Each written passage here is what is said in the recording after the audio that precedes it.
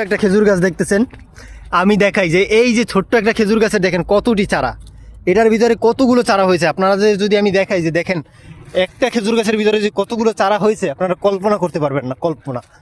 এই মানে এই যে খেজুরগুলো না, এই যে খেজুরের চারাগুলো দেখতেছেন, এই চারাগুলো ধরেন আর 1 থেকে 1.5 বছরের মাথায় এইগুলো ফল দিবে, ঠিক আছে, খেজুর দিবে আর কি। মানে এই এই সৌদি আরবের খেজুর গাছগুলোই হচ্ছে এমন ভাই, খেজুরের চারাগুলোই হচ্ছে এমন যে এগুলো ছোট থাকতে খেজুরের খেজুর দেওয়া শুরু করে, ঠিক আছে। এটার একটা এই একটা গুণ আছে ভাই, এই গুণের কারণে মনে করেন যে সৌদি আরবের খেজুর গাছগুলি সেরা। আপনাদের যদি আর একটা চারা দেখাই, যে এটা কিন্তু দাক্ষিণী খেজুর গাছ, ঠিক আছে ভাই, দাক্ষিণী খেজুর গাছ আমরা কিন্তু বেঁধে রেখেছি এই এই এই এই মানে চারাগুলো আমরা গোড়া থেকে এই খেজুর গাছের গোড়া থেকে উঠিয়ে সংরক্ষণ করে আমরা কিন্তু আর এক জায়গায় লাগাবো, ঠিক আছে। যার কারণে আমরা এটাকে এরকম বেঁধে রেখেছি, দেখেন এই গুণা দিয়ে বেঁধে রাখা হয়েছে এখানে। তো এই চারাগুলো দেখেন।